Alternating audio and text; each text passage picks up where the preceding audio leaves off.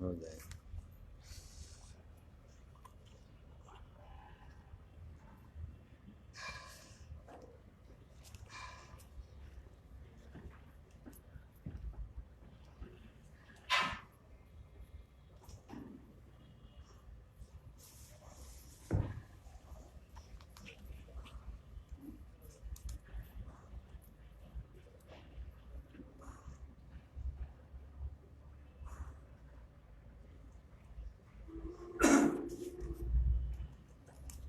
पुस्तकालय की 101वीं जयंती उत्सव के सभी इस आयोजन में उपस्थित हैं। हमारे पूज्य महंत संत श्री परमहंस जी महाराज को माल्यार्पण करने के लिए मैं आमंत्रित कर रहा हूँ आदरणीय रूपा जी को।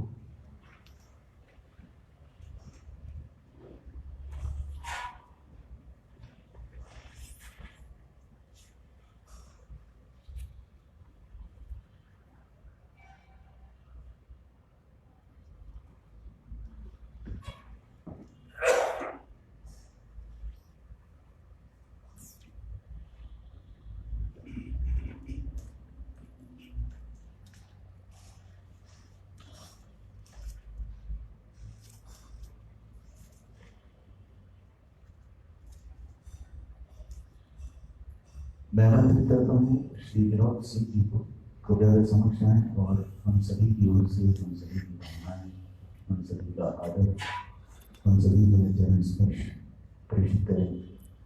आदरणीय पूज्य श्री सत्यप्रकाश जी महाराज जिनके मधुर एवं सार्थक वचनों से हम लाभान्वित हो रहे हैं। पूज्य श्री सत्यप्रकाश महाराज।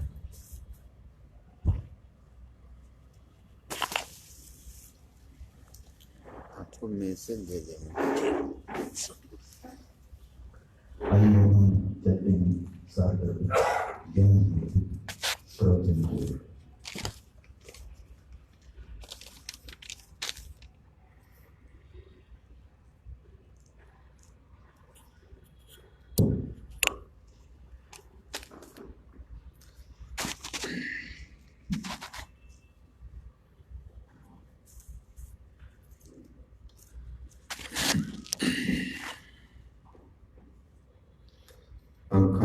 अखंडानंद बोधाय शिष्य संतापहारिणे सच्चिदानंद रूपाय रामाय गुरवे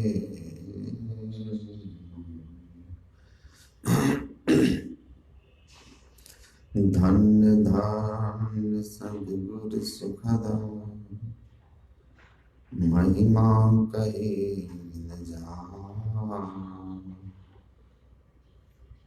जो कुछ कहूँ तुम्हारी कृपा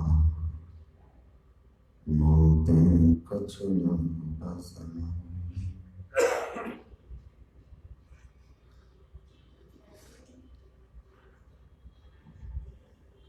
परमादरणीय सत्संग प्रेमी महान भाव धर्मानुरागिनी माताओं एवं धर्मशीला बहनों,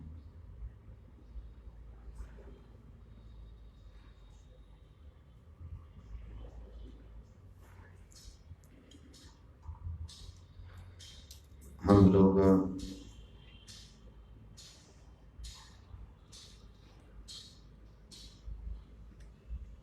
संतमत सत्संग में परमाराध्य की अहित की कृपा से सम्मिलित हैं, यत्र तत्र से यहाँ एकत्रित हुए हैं।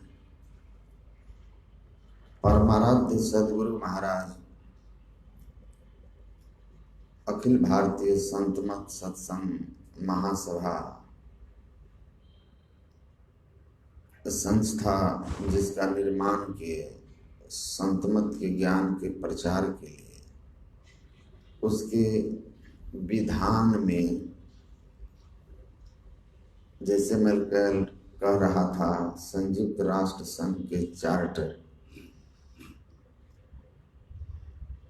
वैसे संतमत के चार्टर को बनाते हुए गुरु महाराज ने पहला शब्द जो लिखा है कि संतमत एक आध्यात्मिक संस्था है, और इसलिए संतमत अध्यात्म का प्रचार करता है, जिसे योग ज्ञान योग युक्त ईश्वर भक्ति कहते हैं। और अध्यात्म का संबंध आत्मा से है। अध्यात्म का अर्थ ही होता है आत्मा, जिसका संबंध। तो हम लोग आत्मज्ञान की बात सुन रहे हैं। आत्मज्ञान ब्रह्म विद्या बिल्कुल विज्ञान है, महाविज्ञान है। वेदांत ईश्वर के संबंध में कहता है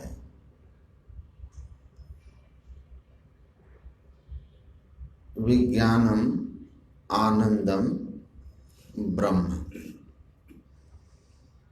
ब्रह्म विज्ञान स्वरूप है, आनंद स्वरूप है।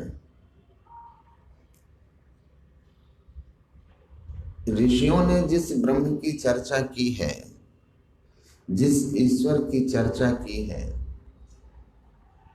वह ईश्वर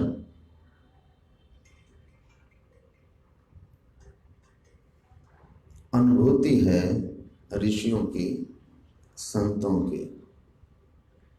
और ऋषियों ने, महर्षियों ने, संतों ने अपनी वाणियों में इस बात का दावा किया कि जितने मनुष्य तनधारी हैं प्रभु भक्ति कर सकते सभी। विप्र भंगी अपर पढ़ुआ, करो तरिहो निशंक हो। तरते गए जो अस किए सब, राव राना रंग हो। सदगुरु महर्षि मिहि परमहंस जी महाराज कहते हैं कि यह ब्रह्म ज्ञान के सभी अधिकारी हैं, जितने मनुष्य तनधारी हैं। और आप वेद भगवान का श्लोक सत्संग योग में पढ़ते हैं, ओम इंजानः प्रथमम, जो मंत्र है उसमें वेद भगवान कहते हैं हे मनुष्यों, मतलब जितने मनुष्य तन धारी हैं। कहीं भेदभाव नहीं है, विप्र भंगी अपर पढ़ुआ। क्योंकि मुक्ति किसको होना है? जीवात्मा की। जीवात्मा जाति वर्ण सब शरीर के, और आत्मा के कौन सी जाति है? जब हम इस बात को जानते हैं कि कर्मानुसार विभिन्न योनियों की यात्रा करनी पड़ती है, तो आज मनुष्य शरीर में है, कल कुत्ते के शरीर में चले जाएंगे, तो हमारी कौन सी जाति हो जाएगी?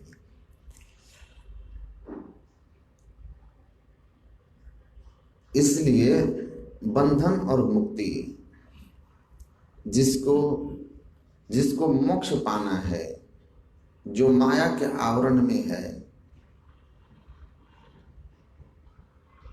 वह परमात्मा का अंश है।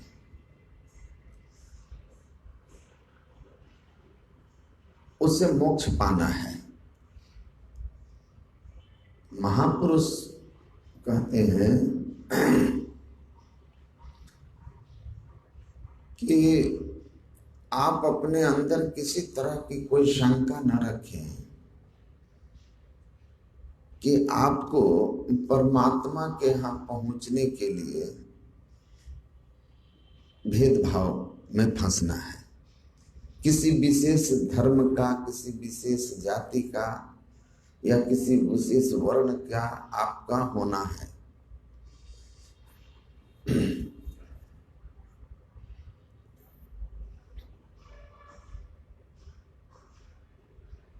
आपको केवल एक सदाचारी, सुचाचारी, गुरु आज्ञा में रहने वाला मानव बनना है। तो आप मोक्ष के अधिकारी हो जाएंगे, साधन करते करते उस अवस्था में पहुंच जाएंगे। इसीलिए सदगुरु महाराज कहते हैं विप्रभंगी अपड़ पढ़ुआ। संत तुलसीदास भी ब्रह्म ज्ञान को उपलब्ध होते हैं, संत सूरदास भी उपलब्ध होते हैं ब्राह्मण कुल में उत्पन्न होकर। तो रविदास स्वपच ये भी मुक्त हो जाते हैं दलित परिवार में जन्म लेकर। मुख्य बात है कि गुरु पूर्ण होने चाहिए। पूज्यपाद महर्षि संत सेवी ब्रह्मंशी महाराज की वाणी में है, गुरु पूरा हो और शिष्य भी पूरा हो तो मोक्ष पाने में अधिक समय नहीं लगता। पूरा गुरु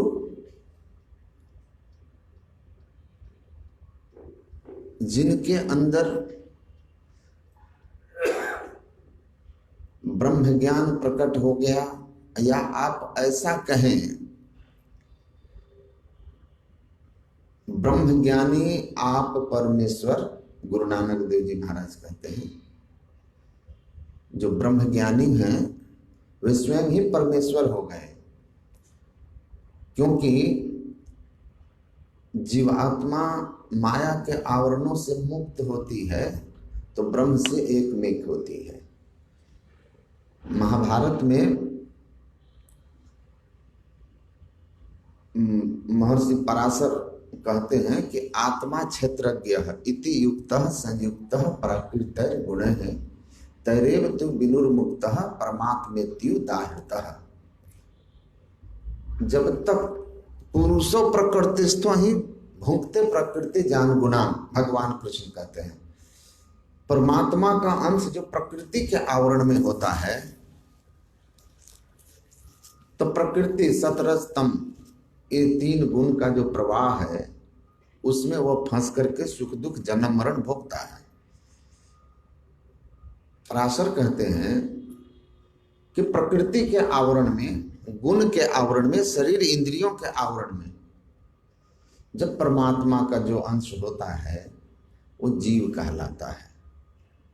साधन विशेष के द्वारा जब वह उस आवरण का भेदन कर देता है परमात्मेत्युदाहृतः, तब उसमें और परमात्मा में कोई अंतर नहीं रह जाता है। वो जीव नहीं कहलाता, तब वह शिव कहलाता है, परमात्मा कहलाता है। कोई अंतर नहीं रहता। इस सिद्धांत को अच्छी तरह से आप समझ लीजिए। स्वामी विवेकानंद से जब वर्ण व्यवस्था पर अमेरिका में प्रश्न किया गया था, इंगरसोल और स्वामी विवेकानंद जी महाराज की वार्ता जो है उस पर स्वामी विवेकानंद कहते हैं कि मैं चाहता हूं कि each and every Indian must become a ब्राह्मण। मैं चाहता हूं प्रत्येक भारतीय ब्राह्मण बन जाए, ब्राह्मण बन जाए। तो कहता है ब्राह्मण बन जाए मतलब, कहते हैं ब्रह्म जानाति सब ब्राह्मण, सब ब्रह्म को जान जाए, स्वयं ब्रह्म बन जाए, ईश्वर बन जाए। तो हमारी यात्रा ईश्वर को पाकर ईश्वर बनने की है। गोस्वामी तुलसीदास कहते हैं सो जानहि जेहि देहु जानाई, जानत तुम्हें हो जाए। परमात्मा को जानने वाला परमात्मा हो जाता है। लक्ष्य के प्रति क्लियर नहीं है। जो अपने लक्ष्य को नहीं जानेगा कहां जाएगा। जिसे अपने लक्ष्य का ही बोध नहीं है तो कहां जाएगा। यही कारण तुम भरमत फिरो तन तजी कहां बसेरा, को रक्षक है जीव को गहता ही पहचान, रक्षक को जाने बिना अंत होएगी हान। कबीर साहब कहते हैं पहले लक्ष्य को तो पहचान लो कि तुम्हारा लक्ष्य क्या है, कहां जाओगे, क्या लक्ष्य है तुम्हारा। इस मानव तन के लक्ष्य को समझ लो। गीतांजलि में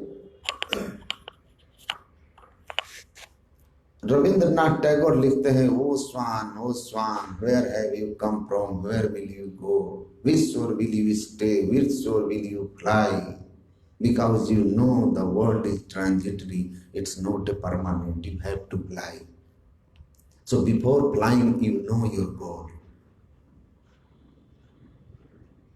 रविंद्रनाथ टैगोर लिखते हैं कि हंस किसको करें, जीव को। इस शरीर में रहने वाला जीवात्मा को हंस कहा जाता है। संतों सो निज देश हमारा, जहां जाए फिर हंस न आवे, भवसागर की धारा। कहते ए जीव, मानो तन में आए हो तो कहां पर हो, कल कहां जाओगे, आप कहां हो, कल कहां जाओगे। आज इस किनारे पर हो, कल किस किनारे पर जाओगे। उड़ना तो तुम्हें है ही, क्योंकि संसार रूपी किनारा, ये जिस संसार रूपी किनारे पर हो, ये किनारा शाश्वत नहीं है। यहां से उड़ना तो है ही, आए हैं सो जाएंगे, जाना तो है ही। तो कहते हैं कहां उड़ोगे, अब किस किनारे पर उड़ोगे, इस बात को ठीक से जान लो। यह संसार रूपी नदी का किनारा स्थिर नहीं है, परिवर्तनशील है। तो कहां जाओगे। तो लक्ष्य के प्रति स्पष्ट होना चाहिए, किसी भ्रम में मत रहो। अगर आप अपने को वैदिक धर्मावलंबी कहते हैं तो वेद के ज्ञान के अनुकूल आपका लक्ष्य होना चाहिए।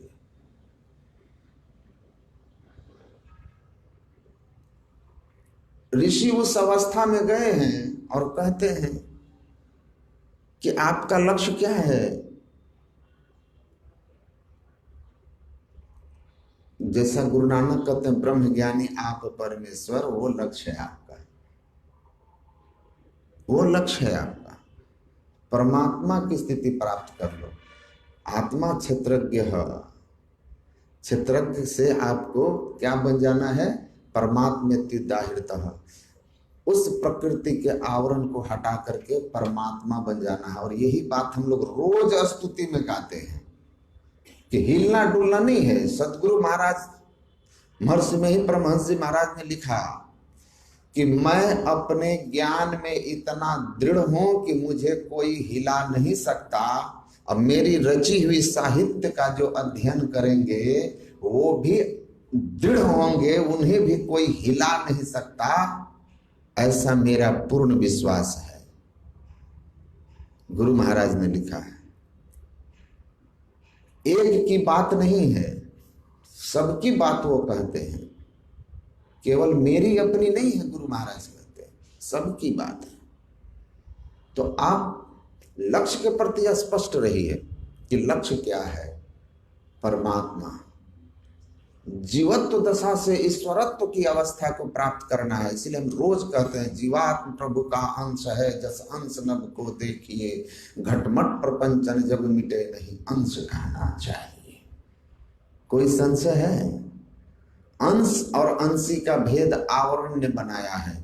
इस छत ने अंदर के आकाश को बाहर के आकाश से अंतर किया हुआ है। इस छत को गिरा देने के बाद ये भी उसी आकाश के साथ एक मेक होगा। इससे फिर अंश नहीं कहलाएगा, अंश अंशी का भेद मिट जाएगा। अंश अंशी के भेद को मिटा देना है। तद ब्रह्मा हम न संशय, वह ब्रह्म मैं ही हूं, ये संशय नहीं रह जाना चाहिए। ऐसी अवस्था में अपने को पहुंचाना है, ऐसी अवस्था में पहुंचाना है। माता पार्वती, एक उपनिषद है,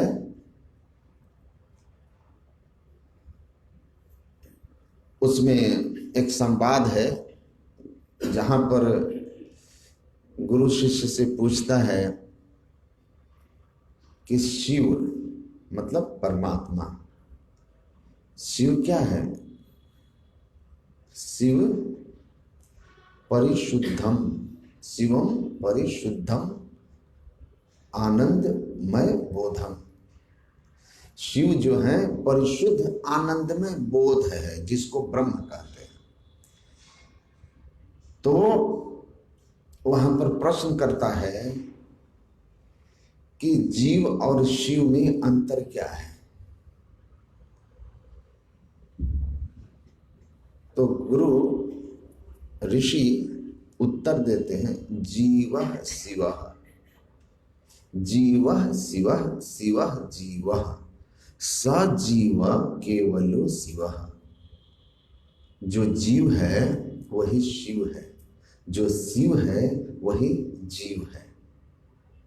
शिष्य का प्रश्न होता है कि जब जीव और शिव एक ही हैं, तो शिव तो आनंद स्वरूप है, ज्ञान स्वरूप है, कल्याण स्वरूप है, मुक्त स्वरूप है, अनंत स्वरूप है, आनंद स्वरूप है। और जीव, मैं सुखी, मैं दुखी, मैं जन्मने वाला, मैं मरने वाला, मैं करने वाला, मैं कर्ता भोक्ता, इन सब भावों से भावित दुखी रहने वाला है। जीव और शिव के लक्षण तो बिल्कुल ही विपरीत हैं। तो जीव शिव कैसे हो सकता है?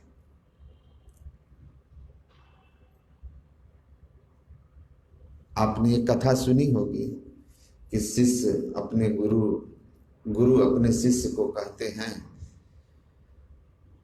कि जाओ गंगा का जल लेके आओ, मुझे प्यास लगी है, पहले पानी पी लूं, प्यास बुझ जाए तो उत्तर दूंगा। शिष्य वो जल लेकर कमंडल में आता है, तो गुरु उस जल में बहुत देर तक देखते हैं और फिर कहते हैं कि ये गंगा जल है। तो कहाँ ये गंगा जल है? तो गुरु ने कहा, भाई गंगा जल में तो बहुत सारी नावें चलती हैं, लोग स्नान करते हैं, तेज धारा होती है, मछलियां होती है, और इनमें गंगा वाली तो कोई लक्षण ही नहीं है। तो कहा कि गंगा विभुता में है और ये जो है लघुता में है। जल वही है, तत्व रूप में वही है, लेकिन ये आवरण में है, लेकिन तत्व में अंतर नहीं है। जो गंगा जल है यही है, पर लघुता और विभुता का अंतर है। ये आवरण में है, वो किसी कमंडल के घेरे में नहीं है। तब गुरु ने कहा कि बिल्कुल यही बात समझ लो, आवरण में आने के कारण जो गंगा की महिमा गरिमा है, शक्ति सामर्थ्य है, वो इस जल में नहीं है, लेकिन तत्व रूप में यह गंगा जल ही है। उसी तरह तुषाबद्धेन ब्रीहि स्यात् तुषा भावेन तंडुलः, उसी तरह जीव शिव है, शिव जीव है, लेकिन जो शिव का अंश आवरण में आ गया है, वह जीव कहलाता है, ससीम हो जाता है, उसकी शक्ति बद्ध हो जाती है, कमजोर हो जाता है। जैसे चावल और धान, धान तो समझते हैं, पैडी, राइस। तो राइस और पैडी के बीच डिफरेंस क्या है? छिलके का, कवरिंग का। जिसके ऊपर कवर आ गया वो धान है, और जो बिना कवर का है वो चावल है। उसी तरह जो आत्मा क्षेत्रज्ञ है, आत्मा क्षेत्र कब कहलाता है? संयुक्ता प्राकृतिक गुण है, जब वह सतरजतम प्रकृति के ये 3 गुण हैं, उत्पन्न होना, कुछ काल तक रहना सतोगुण, और विनाश को हो जाना रजोगुण।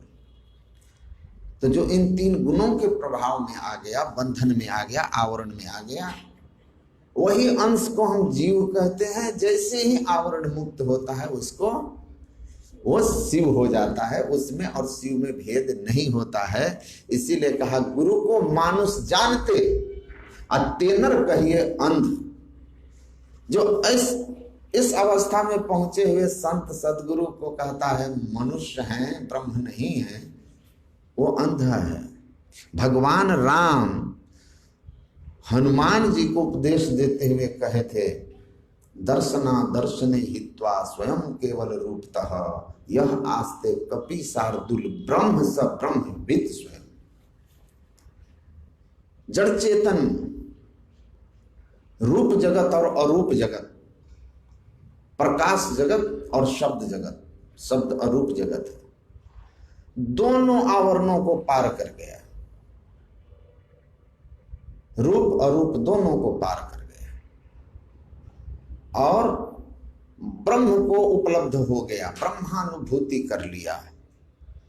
उस ब्रह्म को जानने वाला, ब्रह्म को अनुभव करने वाला पुरुष ब्रह्मविद स्वयं, वह स्वयं ब्रह्म ज्ञानी नहीं ब्रह्म होता है, जिसको कहते हैं ब्रह्म ज्ञानी आप परमेश्वर। उसमें परमात्मा में कोई अंतर नहीं होता। यथा नद्यः स्यन्दमाने समुद्रे अस्तम गच्छन्ति नाम रूपे विहाय तथा विद्वान नाप्रभात विमुक्तः परात् परम पुरुष मोपैति दिव्यम। नदी सागर में जाकर जैसे एक मेघ होती है तो नदी का नाम रूप समाप्त हो जाता है, सागर ही सागर हो जाता है, वैसे ही नाम रूपात्मक इस जगत को, शरीर संसार से, त्रिगुणों के पसार से जो अपनी वृत्ति को अंतर साधना के द्वारा अलग कर लेता है, हटा करके परमात्मा से एक मेघ हो जाता है, वह ब्रह्म पुरुष, वह पुरुष स्वयं ब्रह्म होता है। और हमको उसी अवस्था तक जाना है। हमें जीव से शिव बनना है, ब्रह्म को जानकर ब्रह्म बनना है। अगर ब्रह्म से हमारी थोड़ी दूरी रह गई, हम ब्रह्म की अवस्था में नहीं पहुंचे, तो हम मुक्त नहीं हैं। हमको ब्रह्म को पाकर के ब्रह्म की शक्ति अपने अंदर संचरित कर लेनी है। ससीमता से हमको असीमता को प्राप्त कर लेना है। यही लक्ष्य है, यही वेदांत है, यही वेद है, यही अध्यात्म है, यही मोक्ष है। इससे नीचे कहीं कोई मोक्ष नहीं है। इस विषय पर कोई आपके अंदर संशय नहीं रहना चाहिए। जिनको संशय रह गया या जिनके द्वारा, जिनको गुरु संशय में रखे कि आप ब्रह्म हो ही नहीं सकते, तो आप जान लीजिए कि ऐसे गुरु को पक्ष को तजत न कीजिए बार, और शब्द न पावे द्वार का भर में बारंबार। जो गुरु ऐसा ज्ञान देने में सक्षम न हो, वेद भगवान कहते हैं त्यजेतम, उसको तत्क्षण त्याग दो, क्योंकि तुम्हें मनुष्य शरीर मिला है आत्मा न मोक्षार्थम। जिस उद्देश्य से परमात्मा ने आपको मनुष्य शरीर दिया है, उस उद्देश्य की पूर्ति में जो सहयोग न कर सका, मार्गदर्शन न कर सका, उनका त्याग कर देना ही तुम्हारे लिए उचित है। और जीवन के जितना ही प्रारंभिक काल में ऐसे गुरु को शरण में अगर हो तो त्याग करके वैसे गुरु के शरणागति को प्राप्त कर लो, जो आपको पर्दा दूर करे, अखियन का ब्रह्म दरस दिखलावे। अज्जा दर्शन को सब जग तरसे, घट ही माही पर खावे। भाई रे, ऐसा गुरु मिले, घट में घट, घर में घर दिखलाई दे, सो सतगुरु परख सुजान। पंच शब्द धुनकार धुनि तह बाजे शब्द निशान। ऐसे गुरु जो इस शरीर रूपी घर में ही घर दिखा दे। तू और तेरे पीव भी घट ही अंतरे, तू उतर परियो तम्मा ही पीव नि शब्द में, याते परि गए दूर चलो नि शब्द में। जो गुरु ऐसे आकर के आपको कहे, ऐसे संत सदगुरु के शरण में रहिए, चरण शरण में रहिए। कभी आपका अहित अनहित नहीं हो सकता है, अनहित नहीं हो सकता है, और कभी आप अपने लक्ष्य से भ्रमित नहीं हो सकते हैं। तो हम लोग इस विषय पर बिल्कुल निष्पक्ष रहिए। सरिता जल जल निधि मह जाई, हो ही अचल जिमी जीव हरि पाई। सरिता जल, नदी का जल प्रशांत महासागर में मिला, शांत हो गया, वैसे ही आपको भी परमपिता परमात्मा से जीवन काल में मिलकर के एक में होना है। जीवन काल में जो ब्रह्म से एक होता है, ब्रह्म दर्शन कर लेता है, वही शरीर त्यागने के बाद विदेह मुक्त कहलाता है और जीवन काल में जीवन मुक्त कहलाता है। तो जीवन मुक्ति होगी तो विदेह मुक्ति होगी। अब ही मिला सो तब ही मिलेगा।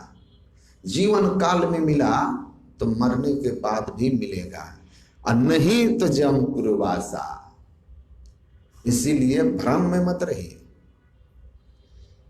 भ्रम में मत रहिए कि हम ब्रह्म नहीं हो सकते। आपको होना ही है तो मुक्ति होगी, नहीं हो सकते तो जन्म मरण होगा, जन्म मरण होगा। आ ब्रह्म भुवनान लोका पुनरावर्तिनो अर्जुना। मैं पूछता हूं भगवान कृष्ण से बढ़कर के कौन है? हम हैं या कोई और हैं? वो कहते हैं यहां से ब्रह्मलोक तक सब पुनरावर्ती हैं। अब भागवत महापुराण में पढ़िए, हिरण्याक्ष वध के अध्याय में कोई खंडन नहीं है, लेकिन क्या सत्य नहीं बोला जाए? क्या अपनी बात बोल रहा हूं? अपनी बात बोल रहा हूं। एक आदमी हमको मिले, बोले कि 84 लाख नहीं 84 जोनी। हमने उनसे कहा कि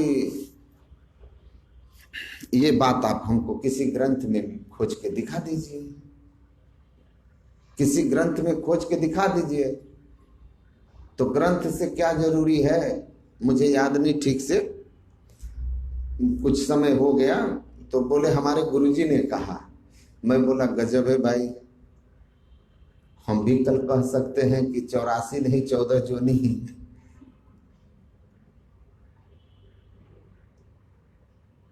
14 जो नहीं है। हम भी कुछ और कह सकते हैं। हम कहें निशब्दम परमम पदम, वेद भगवान कहते हैं, हम कहते हैं नहीं, निशब्द से ऊपर परम पद है, उस एक पद को हम जानते हैं और इससे पहले कोई जाना ही नहीं। तो आपकी इच्छा है, हाथ जोड़ करके आप चले जाइए, हमारा पिंड छोड़ दीजिए। तो मैं इसीलिए कहता हूं कि सूर्य आज से 5000 वर्ष पहले भी ऐसा, सूर्य ऐसा ही था, आज भी ऐसा ही है। जिस किसी को आंख होगा वो ये नहीं कहेगा कि सूर्य जो है प्रकाश पुंज नहीं है, उसमें ताप नहीं है, लाल रंग का नहीं दिखता है। कौन कहेगा? जो देखेगा वो कहेगा। जिनको आंख मिल गई उसको देखने की, वो यही कहेगा। ध्यान दर्पण गुण अध्यानी अंध जाने ना, गुरु भेद देवे अंजन करू हेरु ही नयन। गुरु महाराज कहते हैं ध्यान के दर्पण में जिसने अपने अंदर में ज्ञानांजन लगा लिया और ध्यान से जिसने अपने अंदर के आत्मदृष्टि खोल ली है, वो सब देखेगा कि एक परम तत्व जो है वो अनादि अनंत है और इसमें कहीं कोई संशय नहीं होगा। और उस अनादि अनंत को जान करके जानने वाला वही हो जाता है, उसमें और परमात्मा में भेद नहीं रह जाता है। तो सब संत, सब ऋषि, सब ग्रंथ कहते हैं कि आपको अपने लक्ष्य के प्रति पहले बिल्कुल स्पष्ट होना है कि अनंत परमात्मा, उसके हम अंश, आवरण के कारण जीवात्मा कहलाने वाले, आवरण को गिरा देने के बाद हम में और परमात्मा में कोई भेद नहीं रह जाता। गुरु उपदेश करते हैं तत्वमसि, तुम वही हो, लेकिन आवरण के कारण तुम अपने अवस्था को नहीं पाते, तुम अपने स्वरूप को नहीं जानते हो। शिष्य साधन करता है गुरु के बताए हुए मार्ग से, और तब वहां एक अवस्था में पहुंच करके कहता है अहम ब्रह्मास्मि। हाँ, आपने कहा था तुम वही हो ब्रह्म, आपकी कृपा से, आपकी बताई युक्ति से आज मैं अनुभव कर रहा हूं कि yes I am Brahma, yes I am ब्रह्मन, मैं ब्रह्म हूं। तब वो घोषणा करता है उस अवस्था में पहुंच करके तो तत्वमसि तुम वही हो से हमारी यात्रा शुरू होती है। जो गुरु ये उपदेश करता है, ये मेरी बात है, ये केवल महर्षि में ही परमहंस जी महाराज या महर्षि संत सूर्य जी परमहंस महाराज ने कहा है, ये तो वेद भगवान ने कहा है कि तत्वमसि तुम वही हो। अंतर साधन करो, अनुभव करो। शिष्य अनुभव करता है साधन करके, तब कहता यस गुरु जी ने ठीक कहा था। गुरु नानक कहते हैं अंतर ज्योत भई गुरु साखी। गुरु महाराज ने कहा था कि साधन करोगे मेरी बताई हुई युक्ति से तो अंत प्रकाश होगा, क्योंकि अंत शरीर ज्योतिर्मय विश्व ब्रह्म, प्रत्येक शरीर के अंदर वो आनंद में ज्योति विराजती है। गुरु की बताई युक्ति से हमने साधन की, अंत प्रकाश हो गया, गुरु की ज्ञान की गवाही मिल गई। और मैं गवाही देता हूं कि गुरु महाराज ने जो कहा वो सत्य कहा है। वैसे हमारे सदगुरु महाराज कहते हैं सत्संतन की सदयुक्ति यही, यही से भव बंधन दूर सही, होता में ही शंका न रही, सत सत्य कहा सत संतों ने। वैसे ही सदगुरु महर्षि में ही परमहंस जी महाराज कहते हैं ऋषियों महर्षियों ने संतों ने जो कहा है कि अनंत तत्व है जिसके तुम अभिन्न अंश हो, आवरण भेद के कारण तुम जीव बने हुए हो, उस आवरण को मानस जप, मानस ध्यान, दृष्टि योग और नादा अनुसंधान की क्रिया के द्वारा भेदन कर दो, तो तुम उसको प्राप्त कर लोगे और वही हो जाओगे। उनकी सदयुक्ति बिल्कुल सही है, होता में ही शंका न रही। कहते हैं ऐसा होता है, इस बात में मुझे कोई शंका नहीं है। अब किसको शंका नहीं रहेगी? बिना अनुभव के शंका समाप्त होगी। रस्सी है, सांप नहीं है, अंधेरे में कितना भी उपदेश करें कहीं लगेगा कि कहीं सांप हो गया तब, लेकिन प्रकाश हो गया तो रस्सी को रस्सी के रूप में जान लिया स्वयं के अनुभव से, तभी शंका समाप्त होती है। तुम में निज में भेद बुद्धि को जो सकते हैं मिटा, वह तुम ही तुम वही में ही प्रश्न पुनि रहते नहीं। ये अवस्था है। विद्यते हृदय ग्रंथि छिद्यन्ते सर्व संशया। जड़ चेतन की ग्रंथि खुलने के बाद संशय खत्म होता है। तुम वही, वह तुम ही तुम वही में ही प्रश्न पुनि रहते नहीं। जब आप वही हो जाएंगे, अब वो वही हो जाएंगे, तब कोई शंका नहीं रहती। और सदगुरु महाराज जी कहते हैं कि होता में ही शंका न रही, सत सत्य कहा सत संतों ने। संतों के ज्ञान की मैं गवाही दे रहा हूं कि उन्होंने सत्य कहा है। वही बात गुरु नानक देव जी महाराज कहते हैं, मैं गवाही दे रहा हूं कि गुरु ने जो कहा था वो सही है, क्योंकि जो कहा था वैसा मुझे हो गया। शिष्य, गुरु कहते हैं तत्वमसि तुम वही हो। शिष्य अंतर साधन करके अनुभव करके कहता है बिल्कुल गुरु जी सही कह रहे हैं, अहम ब्रह्मास्मि, मैं ब्रह्म हूं। तो ऐसा ज्ञान है, ये न मेरा ज्ञान है न किसी और का ज्ञान है, ये ज्ञान उनका है जिन्होंने जड़ चेतन की ग्रंथि खोल करके अपने अंदर के सारे संशयों को मिटा लिया है। उनका ज्ञान है। वो जगत पूज्य है, वो जगत पूज्य हैं। कौन कितना पहुंचा वो आप नहीं जान सकते। लोग जो जिनके सानिध्य में रहे हैं वो जान जाते हैं। वो जान जाते हैं जब जिनके सानिध्य में आप रहने लगेंगे तो उनके व्यवहार से आपको अवश्य ही पता चलने लगेगा। एक दरबार में, इसीलिए ना सबकी श्रद्धा जो जिनके सानिध्य में रहे हैं किसी महापुरुष के और उनसे उनको लाभ मिला है, तो सारी दुनिया एक तरफ होके कुछ भी कहे वो भला मानेगा। जिसको उसके अपने जीवन के अनुभव है, उसकी श्रद्धा को कौन हिला सकेगा। एक राजा के दरबार में एक जौहरी आया, एक नकली और एक असली हीरा लेकर, एक कांच एक असली हीरा। दोनों को ऐसा तरासा कि हीरा तो हीरा था ही, कांच को भी ऐसा तरासा कि कांच और हीरे में अंतर नहीं रह गया था, अंतर नहीं रह गया था। कहा राजन सुना है आपके दरबार में बड़े रत्न लोग हैं, पारखी लोग हैं, जरा इनको कहिए हीरे और कांच के अंतर को, इसमें एक असली और एक नकली है, कौन असली कौन नकली जरा बता दें, कारण सहित बताना होगा। ऐसा नहीं कि एक ये हाथ में ले कहे कि ये असली है, दूसरा ये कहे कि ये असली है, तो कोई एक का तो उत्तर सही हो ही जाएगा। सकारण उत्तर दें। एक एक करके सब लोग देखे, लेकिन किसी ने उस प्रश्न का उत्तर सही नहीं दे सका। अंत में एक सूरदास उसी दरबार में थे, काम करते करते आंखों से अंधे हो गए थे, लेकिन फिर भी अपने बुद्धि विवेक से निर्देश दिया करते थे, सभा में सुन करके उचित सलाह दिया करते थे, तो बड़ा सम्मान था। उन्होंने कहा जरा मैं भी देखूं कि कौन असली है कौन नकली है। तो बोलने लगे महाराज हमारी आंखें हैं, आंखें हमारी खुली हैं, तब भी हम नहीं देख पा रहे कि असली और नकली कौन। तो आपको तो आंखें नहीं है, आप कैसे देखेंगे। कहा कि देखो हम ही सही सही बता सकते हैं, ये उल्टा ज्ञान कोई बिरला पूछे, अब पानी में आग लगे अंधे को सूझे।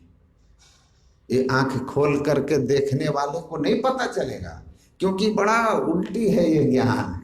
ये जो ज्ञान आप सुन रहे हैं ना, ये बड़ा उल्टा है, इसकी चाल जगत की चाल से नहीं मिलती।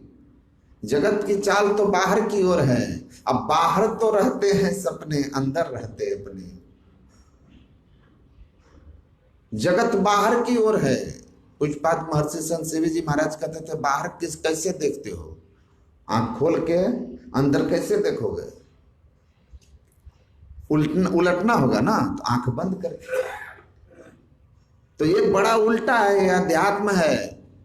यहां तो बैठे ने रास्ता काटी और चलते ने बाट ना पाई, है कुछ रहने कहने की बात, बैठा रहे चला पुनी जाता। यहां तो जो बाहर बाहर घूम रहे हैं ना, कोई धावत है मथुरा नगरी, कोई जाए बनारस वास करे, उनको कुछ हाथ नहीं आता। अध्यात्म में कुछ हाथ नहीं आता। इनके यात्रा से पुण्य होता हो पर मोक्ष तो नहीं होता। अंतर का तो कोई रस नहीं मिलने वाला, आत्मानंद तो नहीं मिलने वाला।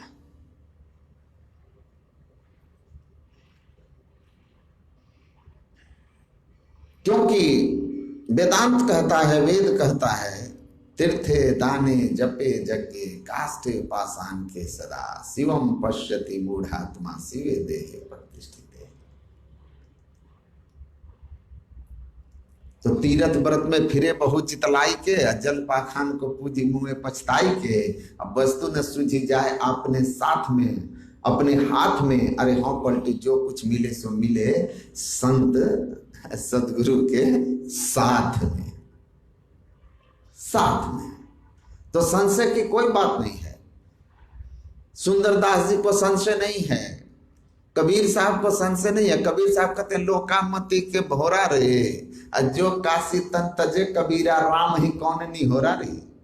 अगर किसी तीर्थ में मर जाने से आवागमन समाप्त हो जाए तो इतनी सारी तप तपस्या ध्यान पूजन करने की जरूरत क्या है भाई। किसी तीर्थ में जाकर शरीर त्याग देते, कहते हैं हमको कोई इसमें संशय नहीं है। गुरु प्रताप साध की संगति, गुरु की कृपा और संत महापुरुषों के संग से जग जीते जात जुलाहा। कहे कबीर सुना हो संतो भरम परोजनी कोई, जस काशी तस मगहा ऊसर हृदय राम जी होई। काशी में मरकर मुक्ति होती है, मगहा मरने वाला गधा बनता है। इस भ्रम को तोड़ने के लिए कबीर साहब जीवन भर काशी में रहे और मगहर में जाकर शरीर त्यागे और कहा संसार के लोगों भ्रम में मत पड़ना, हृदय राम जो होई। आपके हृदय में राम बसते हैं, राम को आपने प्रकट कर लिया अपने अंदर तो आपकी मुक्ति होगी। अगर काम हृदय में शेष रह गया तो आपको पुनर्जन्म लेना पड़ेगा, चाहे कहीं से भी छूट जाए। भावे देह छूटी जाहो काशी माही गंगा तट, अब भावे देह छूटी जाहो क्षेत्र मगहर में। भावे देह छूटी जाहो विप्र के स्वपच, विप्र के सदन मध्य, भावे देह छूटी जाओ स्वपच के घर में। भावे देह छूटे देश आर्य अनार्य में, भावे देह छूटी जाओ वन में नगर में। सुंदर ज्ञानी के कछु संशय रहत नाही, स्वर्ग नरक सब भागी गए भर में। कहते कोई भ्रम नहीं है हमको, काशी में मरो कि मगहर में मरो, ब्राह्मण के घर में मरो कि स्वपच के घर में मरो, वन में मरो कि नगर में मरो, कहीं शरीर छूटे उससे कोई मतलब नहीं है। ज्ञान हो गया, आत्मबोध हो गया, वही मोक्ष हो गया। क्योंकि मोक्षस्य न वासो अस्ति न ग्रामांतर में वया, अज्ञान ग्रंथि हृदय नाशो मोक्ष इति विधीयते। मोक्ष किसी ग्राम कहीं बसा हुआ नहीं है, कहीं बैठा हुआ नहीं है। जहां जिस क्षण आपने अपने अंदर के जड़ चेतन के हृदय ग्रंथि को खोल लिया, जड़ से चेतन आत्मा को मुक्त कर लिया, वहीं उसी क्षण आप मोक्ष को उपलब्ध हो गए। बस ग्रंथि आपकी खुली कि नहीं खुली, ये मूल बात है। वरना ग्रंथि सहित आप किसी काशी में कि यरूशलेम में कि मक्का मदीना में कहीं जाकर के आप शरीर को त्याग दीजिएगा, उससे कोई फर्क नहीं पड़ता। और इसी क्षण यही अभी चाहे भावे देह छुट्टी जाहु आज ही पलक माही, अब भावे देह रहे चिर काल जुग अंत जुग। अभी इसी क्षण यही शरीर छूट जाए, जड़ चेतन की ग्रंथि खुल गई है, मुक्ति हो गई। और अगर जड़ चेतन की ग्रंथि नहीं खुली, 1000 वर्ष तक आप जी लेंगे, मरने के बाद फिर आपको जन्म मरण मिलेगा। इसीलिए संत लोग कहते हैं सुंदर कहत एक आत्मा अखंड जानी, यही विधि निर्भय सब संत जो। एक अनंत अखंड आत्मा का ज्ञान करके समस्त संत लोग मोक्ष को प्राप्त कर लिए। तो ये जो आत्मबोध, परमात्म बोध, अध्यात्म पथ जिनको उपलब्ध हुआ उनको कोई संशय नहीं। तो मैं कह रहा था, उस संत ने कहा, उस दरबारी ने कहा कि आंख बंद करने वाला ही इस सत्य को जान सकता है। किसको? नकली और असली के भेद को। नकली धर्म क्या है और असली धर्म क्या है, आंख बंद करने लगिएगा, खुद ब खुद पता चलने लगेगा। कालाओ वो ले करके दोनों हाथों में दोनों को लिए और दरबार से बाहर आ गए। गर्मी का महीना था। कुछ देर के बाद अंदर आए और हाथ ऐसे खोलते हुए कहा, लो जौहरी, ये रहा तुम्हारा असली हीरा और ये रहा नकली कांच। कहा रे, देख करके राजा ने पूछा, क्या ये सही कह रहे हैं? कहा महाराज बिल्कुल सही कह रहे हैं, कहीं कोई संशय की बात नहीं है। कह तो आप सही रहे हैं, लेकिन बताइए कि इन सारे लोगों से चूक हो गई और आपने कैसे पहचाना? कहा सिंपल थ्योरी है, सिंपल थ्योरी है। हीरे के गुण मुझे पता है। मैं ले गया और धूप में दोनों हाथों को खोल दिया, सूर्य के ताप में कुछ देर तक दोनों रहे, फिर हमने मुट्ठी बंद कर ली। हीरा जैसे के तैसे टेम्परेचर पर था, कांच गर्म हो गया था। क्योंकि हीरा में 100% सूर्य के ताप को रिफ्लेक्शन करने की पावर होती है, इसलिए सूर्य का ताप अंदर प्रवेश ही नहीं करता, तो उसके टेम्परेचर में फर्क ही नहीं होता। और कांच में नहीं है, कांच में तो आर पार होता है, उसमें प्रवेश करता है, तो वो गर्म हो गया। कहा जो गर्म हो गया वो नकली, जो नहीं गर्म हुआ वो असली।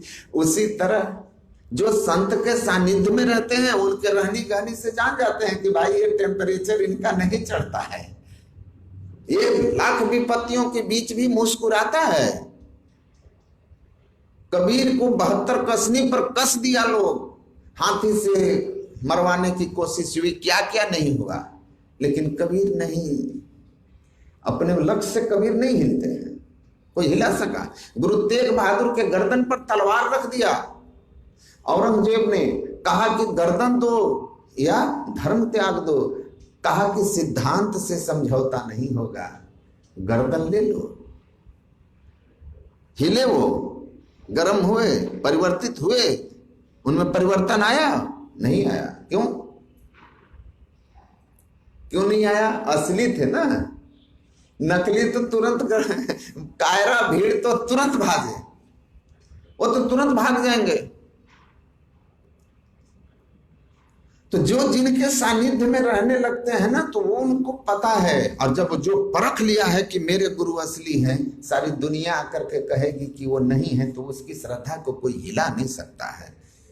तो इसीलिए कहा कि सानिध्य में आपको अनुभव तो हो ही जाता है कुछ दिन में।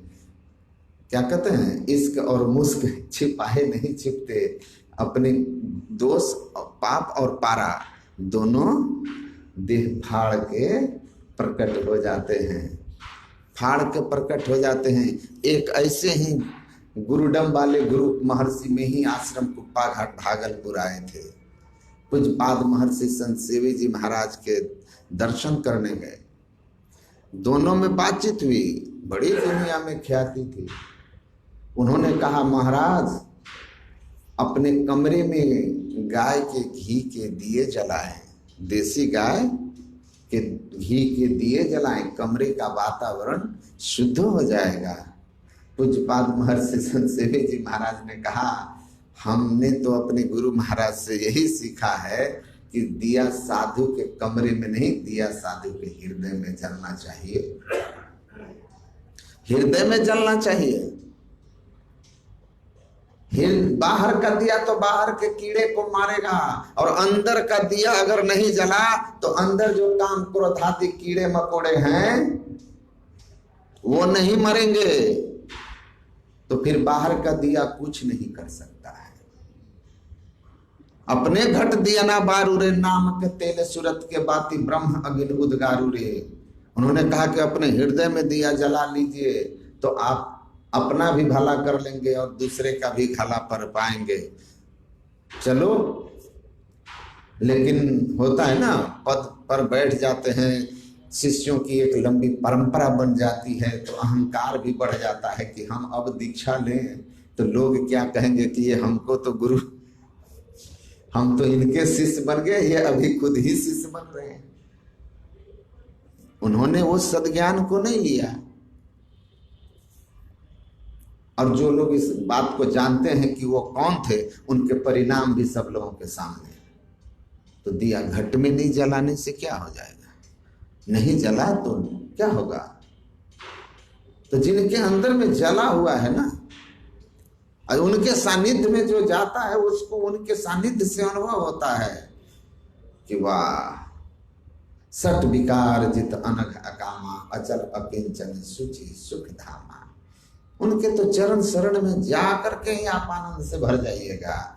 जो कछु गंधि दे नहीं तो भी वास सुवास, उनके सानिध्य मात्र से, उनके आभा मंडल में पहुंच करके ही आपको शांति की अनुभूति होने लगेगी। आप उसके स्वयं प्रमाण हो जाएंगे कि इस मानव तनधारी के पास हम जैसे मानवों के की तरह ही सामर्थ्य नहीं है, बल्कि ये विशेष सामर्थ्यवान हैं, क्योंकि उनके सानिध्य मात्र से आपके भीतर कल्याण, शांति, एक जो आप संसार के उथल पुथल से जाते हैं बेचैन होकर के, उस बेचैनी को सहजता प्रदान करेगा।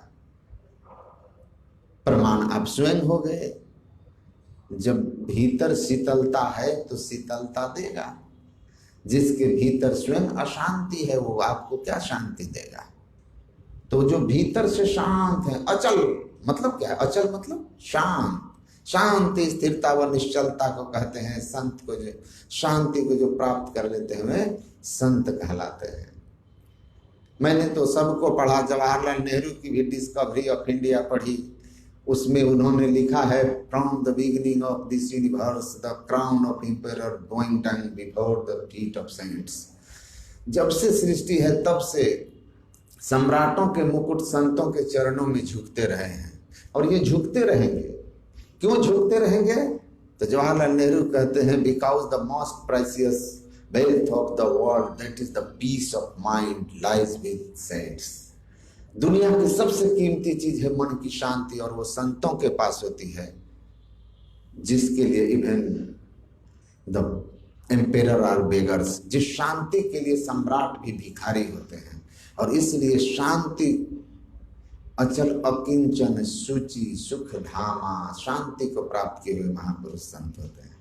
ऐसे सदगुरु के शरण में जाएंगे, संत के शरण में जाएंगे, सहज ही आपको शांति मिलेगी, आप स्वयं प्रमाण होंगे।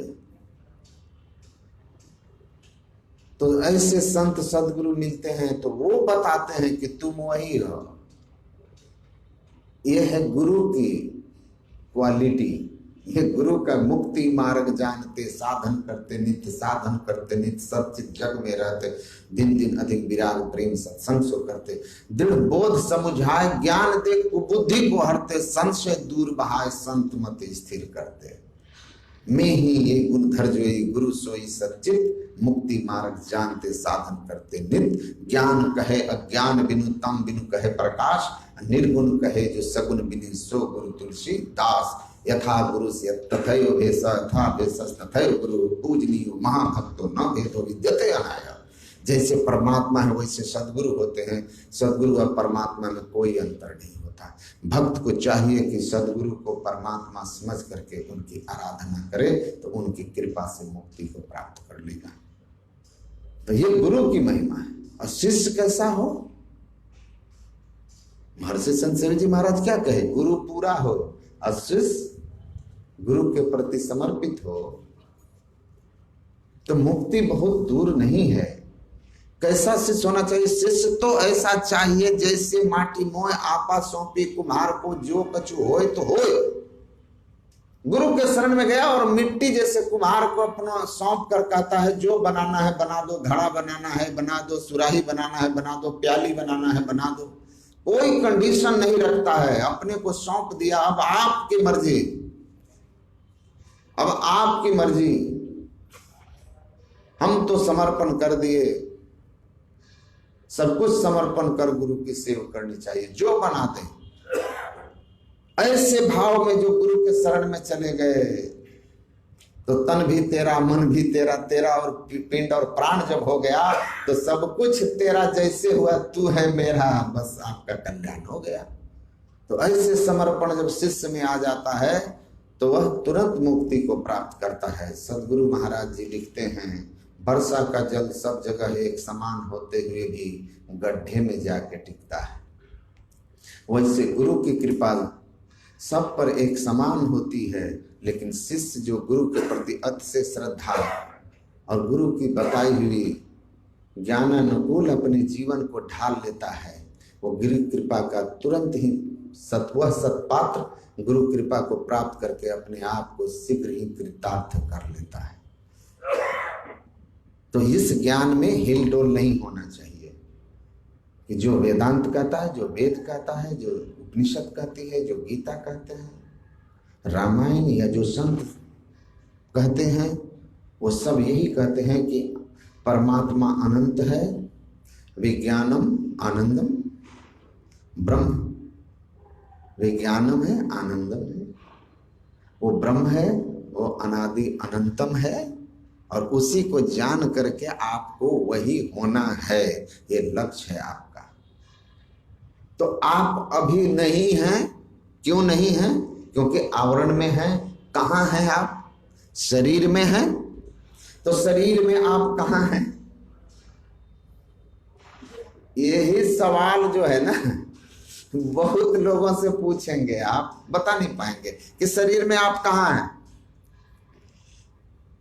कबीर साहब कहते हैं, इस तन में मन कहाँ बसत है, निकस जाए कहीं ठौर, और गुरुगम हो तो परख ले नातर कर गुरु। और यही तो एक सवाल है जहां गुरु फंस जाएंगे, अगर अधूरे होंगे, गुरुडम होंगे तो फंस जाएंगे, और पूरे होंगे तो साफ साफ बता देंगे कि कहां बसत है। कहते हैं पूछो कि कहां इस तन में बसते हो, सिर पर हो, कहां हो, क्या स्वरूप है आपका। एष आत्मा अनु, अनुरूप है, अनुप्रमाणात, मांडव्योपनिषद, कठोपनिषद एकदम सूक्ष्म है। आप कितने सूक्ष्म हैं, जैसा नाद का स्वरूप गुरु महाराज लिखे हैं ना मांडव्योपनिषद में, वैसे ही लिखा है। बाला सत्य सहस्रम तस् भागस भागिनः, बाल के नोक का 1000 भाग करो, फिर उस 1000 भाग का आधा भाग करो, वो आधा भाग जो होगा वो जीव का स्वरूप है। इतने सूक्ष्म हैं आप, और कहाँ है इस शरीर में। कबीर साहब कहते हैं जरा पूछ लो अपने गुरु जी से यही सवाल कि कहाँ है।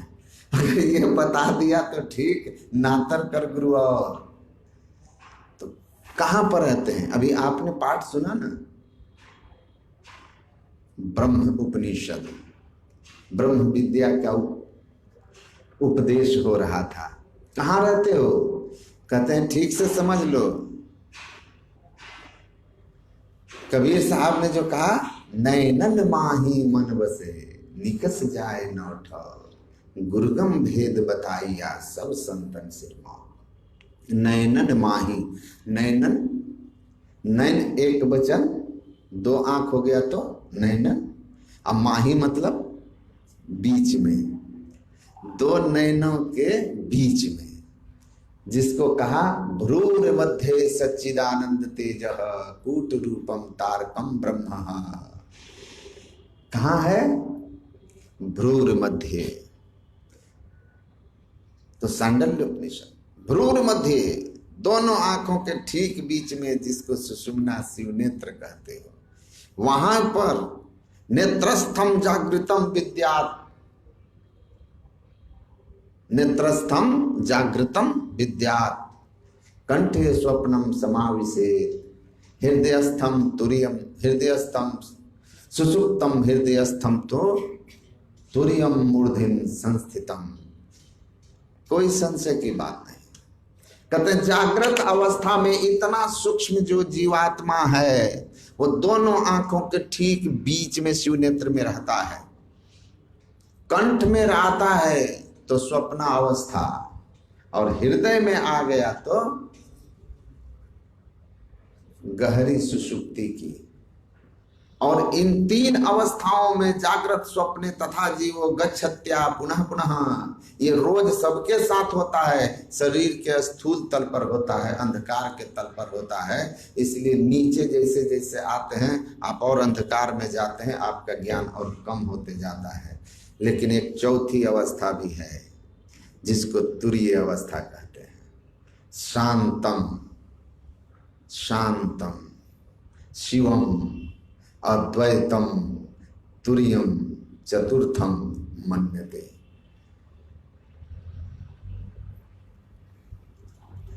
तुरीयम, तुरिया पर पुरिया महल, पार ब्रह्म का खेल, तुरीय अवस्था, चौथी अवस्था। सब नहीं जानते इसको,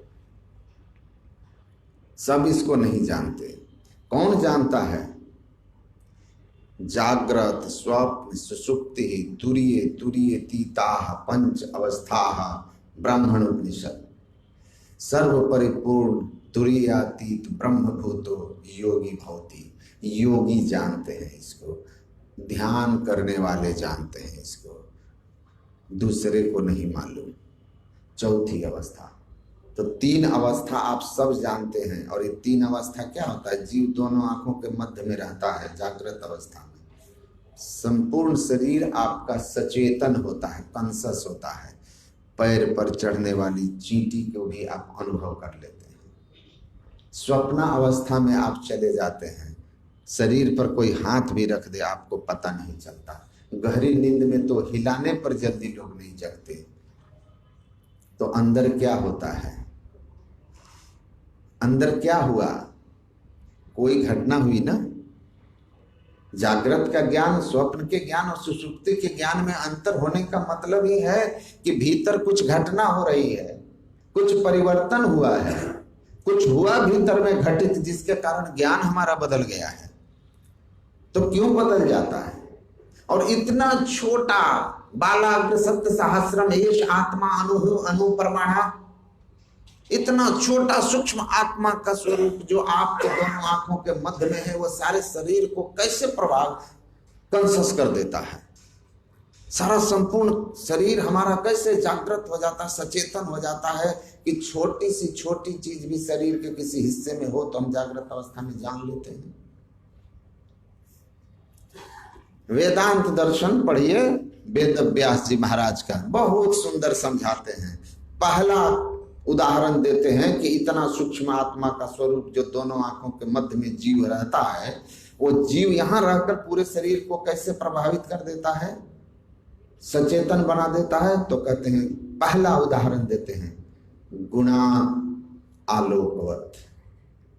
उसका गुण कैसा है? आलोक मतलब प्रकाश, प्रकाश का गुण है। ये कहां जल रहा है? उसका प्रकाश वही है। एक बल्ब को कमरे में जला देते हैं, उस बल्ब के जलने से क्या होता है? पूरा कमरा प्रकाशित होता है। शांत होकर आप लोग सुन रहे हैं, मुझे खुशी है कि ये ब्रह्म विद्या में आपकी रुचि इतनी गहरी है। नहीं तो मैं आ रहा था तो मुझे लग रहा था कि कुछ लोग बड़ी गंभीरता से सुनने वाले होंगे, जो और कुछ लोग कहीं ऐसे आए जिनको लगे कि हम तो आए थे, राधे राधे श्याम मिला दे, तालियां बजेगी, लोग नाचेंगे गाएंगे, और यहाँ तो आने के बाद वो सीधा का सीधा ब्रह्म ज्ञान शुरू होगा, जहाँ कोई नाचना गाना नहीं है, नाचे गावे वाली बातें नहीं होगी। क्योंकि यहाँ तो है कि मुक्ति न होवे नाचे गावे। हम बिल्कुल विपरीत जाएंगे, हम विपरीत जाएंगे। मुक्ति न होवे नाचे गावे, अब मुक्ति न होवे मृदंग बजावे, मुक्ति न होवे तीर्थ डोले, अब मुक्ति न होवे साखी पद बोले। अगुप्त भेद जाने जो कोई, कहे कबीर मुक्त है सोई। यहां तो ये वाली बात होगी। तो आप लोग बड़े शांत भाव में सुन रहे हैं, तो मुझे सुनाने में भी आनंद आ रहा है। कहत सुनत सुख उपजे और परमार्थ होए, हमको अनुभव हो रहा है। तो मैं कह रहा था कि गुणात् आलोकवत, एक बल्ब जल रहा है, पूरे कमरे को प्रकाशित कर रहा है, कहीं अंधेरा नहीं रहने देता है। वैसे जब जागृत अवस्था में जीव दोनों आंखों के मध्य में रहता है, तो उसकी चेतनमयी किरण, चेतनमयी धार कहाँ जाता है? संपूर्ण शरीर में 14 इंद्रियां, संपूर्ण शरीर, 5 कर्मेंद्रिय है, हाथ पैर गुदा रसना लिंग, अब 5 कर्मेंद्रियां हैं, आंख कान नाक जीभ और त्वचा, और 4 अंतःकरण की इंद्रियां हैं जिनको सूक्ष्म इंद्रिय कहते हैं, मन बुद्धि चित्त अहंकार। ये 14 इंद्रियां हैं। तो 14 इंद्रियों के साथ जब हम रहते हैं तो उसको बोलते हैं जागृत अवस्था। और इस अवस्था में दोनों आंखों के मध्य में जीव रहता है और प्रकाश की किरणों की तरह संपूर्ण शरीर में उसकी चैतन्यमयी धार फैल जाती है। सारा शरीर कंसस हो जाता है, प्रकाशमान ज्ञानवान हो जाता है। और जब आप सोते हैं तो चेतन का सिमटाव हो करके नीचे उतर के कंठ में आ जाता है। कंठ में जब जीव आता है तो 10 इंद्रियों का संग छूट जाता है, 5 कर्मेंद्रिय 5 ज्ञान इंद्रिय, रह गए 4 इंद्रिय, मन बुद्धि चित्त अहंकार। मन के संग होने के कारण आप स्वप्नावस्था में मनोमय जगत में होते हैं, और जब गहरी नींद में आते हैं तो सुषुप्तम हृदयस्थम तो मन बुद्धि और अहम तीनों इंद्रियां शांत हो जाती है, केवल चित्त इंद्रिय रहती है। चित्ते के करना सुषुप्ति ही। एक चित्त इंद्रिय के साथ जीव जब रहता है, चेतन रहता है, तो उसको कहते हैं सुषुप्ति अवस्था। चेतन का काम है कंपन करना, चेतन में कंपन होते रहता है, श्वास प्रश्वास की गति चलती रहती है, हम जीवित रहते हैं। ये अध्यात्म ज्ञान है, ये सबके जीवन में होता है। अब कहते हैं चौथी अवस्था, शांतम शिवम शुद्धम तुरीयम चतुर्थम। तो ये तुरीय अवस्था क्या है? मूर्धा में चला जाना। सदगुरु महाराज कहते हैं मन तू बसो तीसरो नैना, महतः से चल दीजो रे। तुम तीसरे नेत्र में रहते हो, वहां से चलो, वहां से चलो। कहां चलो? नीचे की ओर। उसके लिए तो आपको प्रयास नहीं करना।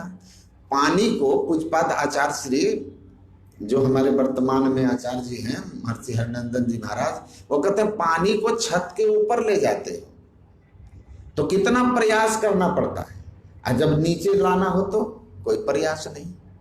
चेतन को नीचे आने जाने का ये गुण है उसमें, लेकिन जब ऊपर की ओर ले जाना हो तो उसके लिए विशेष साधन करना होगा, विशेष साधन करना होगा।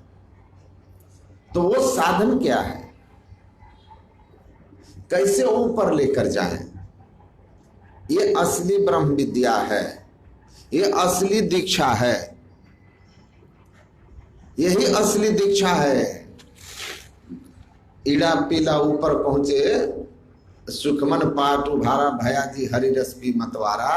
तुरिये में कैसे जाओगे? गागर ऊपर गागरी, चोले ऊपर द्वार, सुली ऊपर साथरा, जहां बुलावे यार। कबीर साहब कहते हैं वहां चलिए, नैनों के चिक डाल के पुतली पलंग बिछाए। तो आपको उस तरफ चलना है, तुरिये में जाना है, चतुर्थी में जाना है। उसके लिए क्या करना होगा? एक संत हुए लक्ष्मीनाथ गोसाई, वो कहते हैं चंचल चित्त को थीर कर चौथी में चितलाओ, चंद्र सुधा रस चाख के चिंता मणि पद पाओ। चंचल चित्त को थीर कर, वो जो ब्रह्म है, जो शुद्ध स्वरूप है, कोई विकार उसमें नहीं है, न प्रकृति के विकार है, कोई प्रकृति का विकार नहीं है। वह शुद्ध स्वरूप शांत, जिसमें कोई हिलडुल नहीं है, हिलडुल नहीं है, वो अनंत है, कहां हिलेगा? उसके बाहर खाली नहीं, हिलेगा कैसे? वो निर्विकार शांत कल्याण स्वरूप जो ब्रह्म है। चौथी चतुर्थम, चतुर्थी अवस्था, चौथी अवस्था क्या है? तुरीय। पंच अवस्था जागृत स्वप्न सुषुप्ति तुरीय, तुरीय थीता। चौथी अवस्था तुरीय है। तुरीय अवस्था में चलो तो चंचल चित्त को थीर कर। और ये चंचल चित्त को थीर करने के लिए क्या करना होगा? कैसे थीर होगा? योगः चित्तवृत्ति निरोधः। आपको योग करना होगा, आपको ध्यान करना होगा। तो ये जो संतमत है, ये राजयोग की बात करता है। जहां आप बैठे हो वहीं से आपको चलना सिखा देता है। क्या करो? बहुत आसान काम है। कल भी मैं कहा था, शरीर को कोई कष्ट न देते हुए एक आसन से आराम से बैठ जाइए, गुरु प्रदत्त मंत्र का जप कीजिए, गुरु के बताए हुए रूप इष्ट रूप का ध्यान कीजिए। ऐसा करके जब आपके चित्तवृत्ति में सात्विकता आ जाती है, तब गुरु कहते हैं कि चौथी अवस्था में जाने के लिए चित्त का पूर्ण सिमटाव कब होगा? चित्ते के, भगवान श्री राम की वाणी में है कि जो अपने चित्त को स्थिर कर लेते हैं, और पूर्ण स्थिरता चित्त की कहाँ होती है? जब हम अपने आप को एक बिंदुता पर पहुंचाते हैं। मतलब पूर्ण सिमटाव के लिए बिंदु वह है जिसमें लंबाई चौड़ाई मोटाई ना हो। जब आपकी वृत्ति बिल्कुल बिंदुवत हो जाए, मतलब अंतिम सिमटाव पर चला जाए, तो चित्त वृत्ति आपकी पूर्ण सिमट गई, तो सिमटाव में ऊर्ध्वगति स्वाभाविक हो जाएगी। स्वाभाविक हो जाएगी। एक कहानी पढ़ा था मैंने, मेडिटेशन एक पुस्तक है ऑरेलियस की लिखी हुई, उसमें वो लिखते हैं कि एक राजा पहुंचते हैं एक संत के पास। तो ऑरेलियस के पास आए हैं तो वो कहते हैं कि महाराज, राज के भोगों के बीच भी मैं दुखी हूं, अशांत हूं, और आप फकीरी के जीवन में भी आनंद से भरे हुए हैं। मुझे बड़ा ही खेद होता है, बड़ा ही खेद होता है कि मैं ऐसा क्यों हूं। सब कुछ के बाद भी मैं अशांत क्यों हूं, बेचैन क्यों हूं, मुझे नींद नहीं आती, चिंता सताती है। और आपके जीवन में अभाव, फिर भी आप सांसारिकता का अभाव, भौतिक सुविधाओं का अभाव, लेकिन जीवन में आनंद का कोई अभाव नहीं, बड़े सुखी हैं, बड़े मुस्कुराते हैं। मुझे भी उस सुख का राज बता दीजिए ताकि मैं भी सुखी हो जाऊं, मैं भी आनंद से भर जाऊं। तो मैं पहले ही कहा कि जवाहरलाल लिखते हैं कि सम्राटों के मुकुट फकीरों के चरण में, किसके लिए? शांति के लिए, शांति के लिए झुकते हैं। तो शांति की मांग करने गया।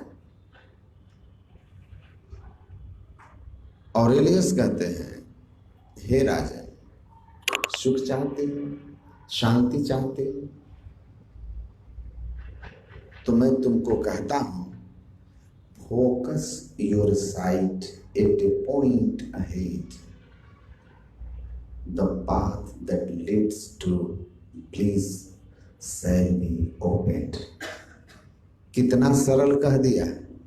Focus your sight at a point ahead, बीजाक्षरम परम बिंदु।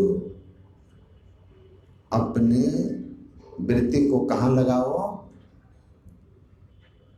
तेजो बिंदु परम ध्यानम विश्वात्म हृदय स्थितम।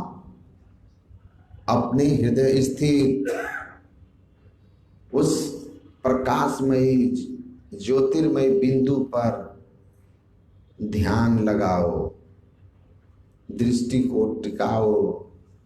द पाथ ऑफ ब्लिस, आनंद का रास्ता खुल जाएगा। और यही आनंद का राज है। चंचल चित्त को थीर कर चौथी में चित लाओ, चंद सुधारस चाखे के चिंता मणिपत पाओ। जीवन के सारे चिंता फिक्र तुम्हारे समाप्त हो जाएंगे, क्योंकि जैसे ही बिंदु मिला कि सिंधु की ओर जाने का रास्ता खुल गया, अंधकार जीवन से चला गया, दिव्य दृष्टि आपकी खुल जाएगी। और तब आप कहेंगे, दिव्य चक्षुषो अचरज पेखे, या जग सुख तुच्छ कर लेके, होत महाधुन अनहद केरा, सुनत सुरत सुख लहत कनेरा। कहे कबीर आनंद भयो है, बाजत अनहद ढोल रे। भयाजी हरिरस पी मतवारा, 8 पहर झूमत ही बीते, डारे दियो सब भारा। ये परमानंदायकम, जीवन परमानंद से भर जाएगा जैसे ही आपकी वृत्ति उस एक बिंदुता को प्राप्त कर लेगी। चौथी अवस्था, तुरीय अवस्था में आपका प्रवेश हो जाएगा और संसार के आप ऊपर उठ जाएंगे। शरीर में होने वाले तमाम दैहिक दैविक भौतिक तापों के प्रभाव से आप मुक्त हो जाएंगे। इसीलिए महर्षि अरविंद लिखते हैं, जो अपने आप को 3 अवस्थाओं से ऊपर उठा करके चौथी अवस्था में लेकर चले जाते हैं, उनकी स्थिति प्रशांत महासागर की तरह होती है।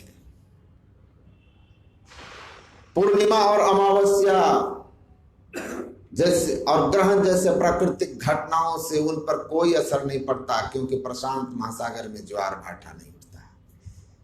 जो ऐसा नहीं करके 3 अवस्थाओं में फंसे हुए लोग होते हैं, शरीर के तल पर ही अपने को रखे हुए होते हैं, वे तो एक छोटे से ताल तलैया की तरह होते हैं, जिनमें एक छोटा सा कंकड़ भी विपरीत परिस्थिति का आ जाए तो मानसिक तरंगे उनको उद्विग्न कर देती है, बेचैन और अशांत कर देती है। तो चौथी अवस्था में अपने आप को ले चलो, तुरीय अवस्था में। इसके लिए ये आपको जानना होगा, ये आपको जानना होगा। नैनन आगे देखिए तेज पुंज जगदीश, अब बाहर भीतर रमी रहा तह धर राखो शीश।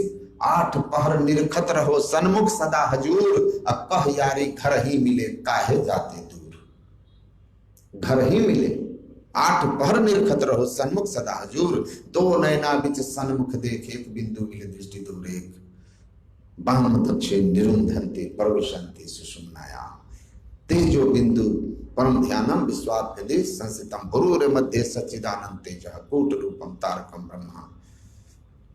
सूरदास कहते हैं नया नासिका आगरे खड़ा सुरति गहोतार, मन को राखे हाथ में देखत लगे न बार। नयन नासिका आगरे खड़ा सुरति गहोतार, ये नासाग्र में भगवान कृष्ण कहते हैं, इसी नासाग्र को शिव नेत्र सहरक सुषुम्ना शून्य ध्यान सबके मन माना, तुम बैठो आत्म स्थान। कबीर साहब कहते हैं शून्य ध्यान, सुषुम्ना ध्यान, बिंदु ध्यान, नासाग्र ध्यान एक ही बात है। भगवान कहते हैं कि कहाँ देखो, कहाँ देखना है, स्वनासाग्र कृतेक्षण, अपने नासाग्र में देखो। सम आसन आसीन सम कायः यथा सुखम हस्ता उत्सन आधाय स्वनासाग्र कृतेक्षण, अपने नासाग्र में देखो। दिशश्च नवलोकयन्, दिशाओं को छोड़कर देखो, दिशाओं को छोड़कर देखो, नासाग्र में देखो। नासाग्र कहाँ है, दिशाओं को कैसे छोड़ा जाए। द्वादशांगुल पर्यंत नासाग्रे विमलेम्बरे, द्वादशांगुल पर नासाग्र है। भगवान कृष्ण कहते हैं, सब उन्हीं की वाणी है। और गुरु महाराज लिखते हैं गीता योग परिकाश में कि द्वादशांगुल, नासाग्र और दिशाओं को छोड़कर तीनों बात को जो समझ जाएंगे वही ठीक ठीक बिंदु ध्यान और नासाग्र की महिमा को समझ सकेंगे। जो इन तीनों को नहीं समझ सकते वो नासाग्र को नहीं समझेंगे। बैठ मारत सेंध प्रीति अति आवे, मगन रूप से ध्यान लगावे। द्वादश अंगुल सेंध परवाना, पैसत सोई जो चतुर सुजाना, शिव नारायण स्वामी कहते हैं। शिव नारायण स्वामी वाले मत से जाके पूछिए कि ये द्वादश अंगुल जो है कहाँ पर है, जिसके बारे में कहा वहां सेंध लगाना मतलब छेद कर देना, वहां सेंध मार सकोगे मतलब उसके अंदर प्रवेश कर सकोगे तो सच्चे चतुर सुजान हो जाओगे, सच्चे अर्थ में ज्ञानी हो जाओगे। उनको पूछिए पता ही नहीं है, माला तो करने फिरे जीव फिरे मुख माही, अब मनवा तो धोतिस फिरे यह तो स्मरण नाही। यहाँ तो ये चल रहा है, यहाँ तो चाहिए कि मन थिर तन थिर सुरत थिर, तन थिर मन थिर सुरत निरथिर होए, कह कबीर वा पलक को कलप न पावे कोई। यहाँ ऐसा होना है। यहाँ तो बैठे ने रास्ता काटी वाली बात है। मन को बैठाओ, मन को राखे हाथ में देखत लगे न बार। कहते मन को हाथ में रखिए, ध्यान वहां लगाइए।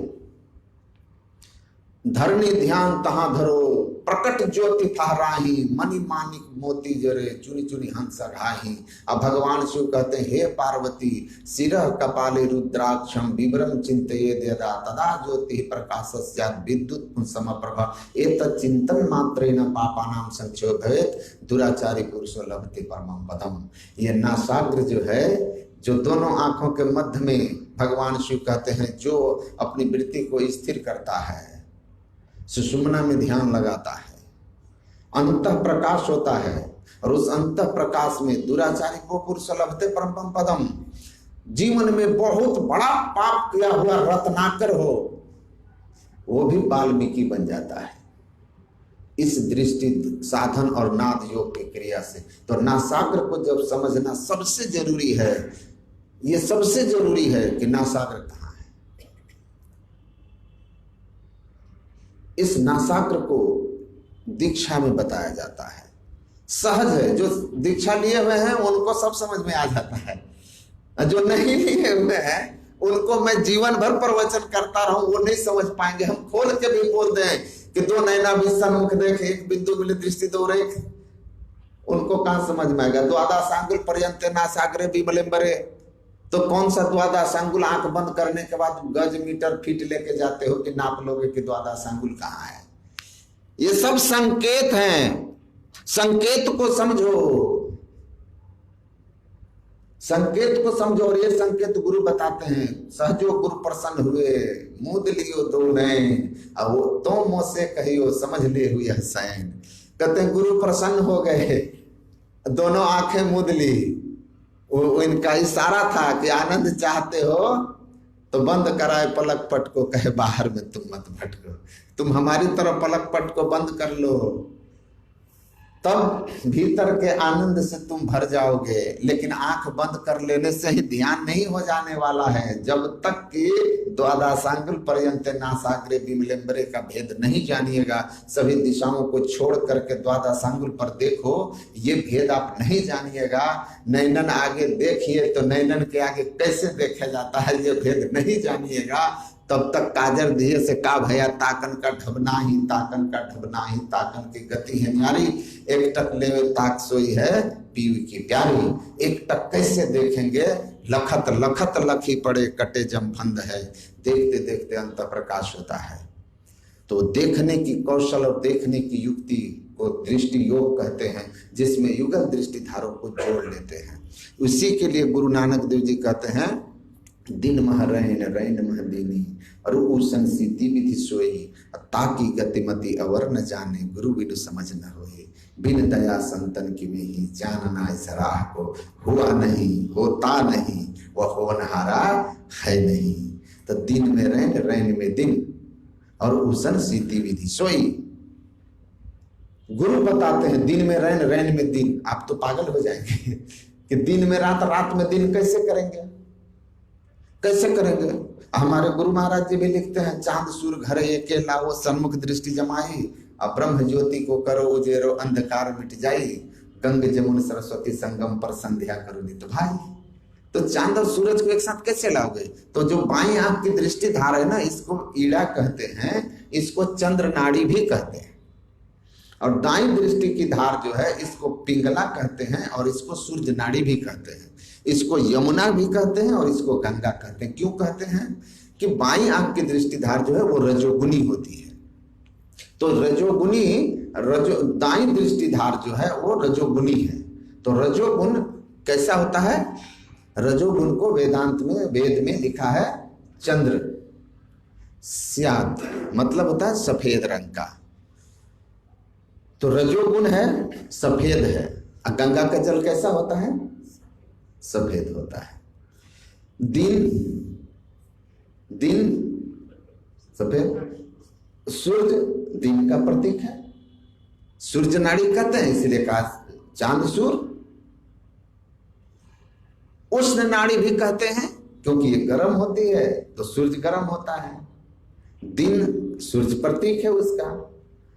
तो दाहिनी दृष्टिधार को सफेद रंग, गंगा, उष्ण नाड़ी, सूर्य नाड़ी और दिन की संज्ञा देकर के जनाया गया है। बाईं दृष्टिधार जो होती है, तमोगुण काला रंग का होता है। जमुना नदी का पानी काला होता है, तमोगुण है। रात काली होती है, चंद्रमा रात का प्रतीक है, इसको शीत नाड़ी भी कहते हैं। रात चंद्रमा शीतलता का भी प्रतीक है। तो चंद्र सूर्य घर एके लाओ, जो गुरु महाराज कहते हैं, गुरु नानक उसी को कहते हैं दिन मह रैन रैन मह दीनी। मतलब सुषुम्ना मध्य चंद्र सूर्य लयो गतम, सुषुम्ना में चंद्र और सूर्य लय हो जाते हैं, इसका यही अर्थ है। चंद्र सूर्य, चंद्र नाड़ी और सूर्य नाड़ी, ईड़ा और पिंगला कहाँ लय हो जाते हैं, सुषुम्ना में। तो गुरु नानक कहते हैं ईड़ा पिंगला को सुषुम्ना में जो प्रवेश करा सकता हो, वो गुरु बिनु समझ ना हो। ये गुरु की युक्ति असली यही है।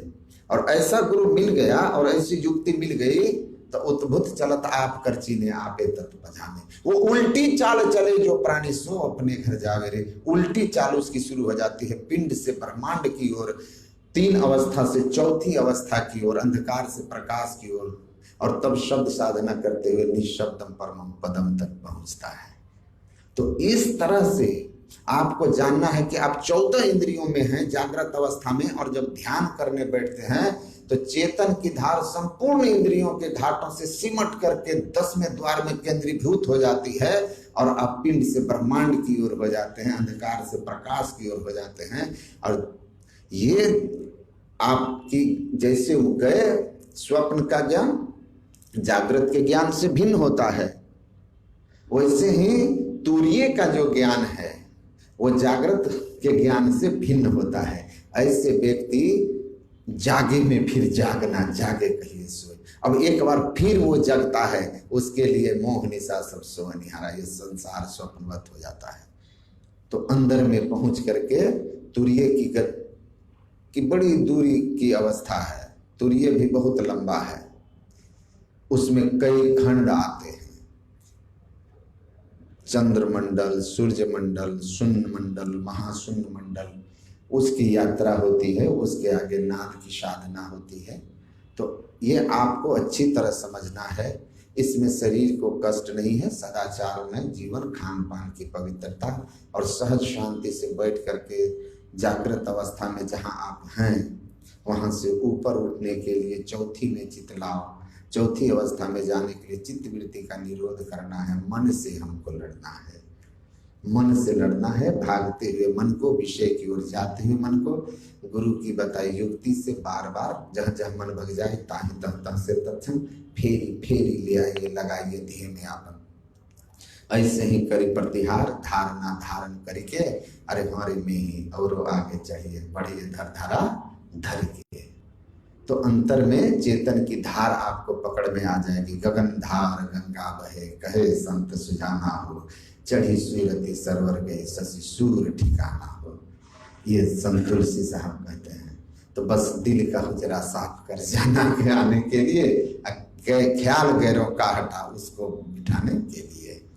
संसार के ख्याल को हटाइए और अपने मन में इष्ट को बैठाइए, तो दिल का हुजरा साफ, दिल की कुटिया साफ हो जाएगी।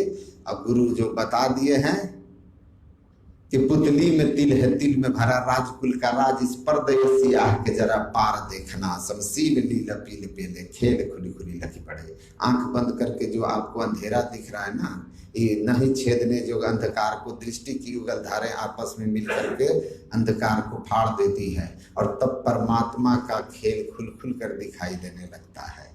हम प्रकाश मंडल में पहुंचते हैं, ज्योति मंडल था सिधाई के निरखत वैराटी हो, और उस परमात्मीय विभूति का खेल देखते हुए, उसमें आनंदित होते हुए गुरु की अगली युक्ति नादानुसंधान के द्वारा हम ऊपर चढ़ते जाते हैं।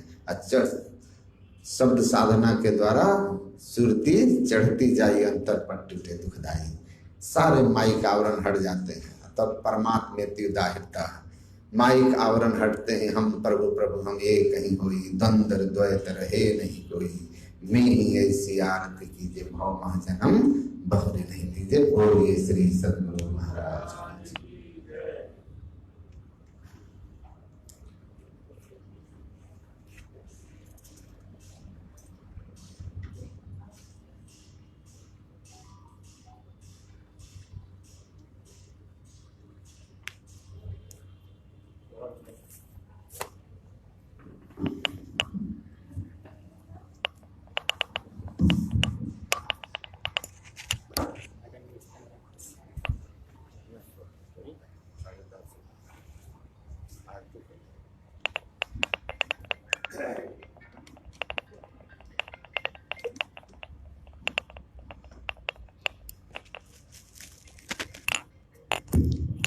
श्री सद्गुरु महाराज की जय।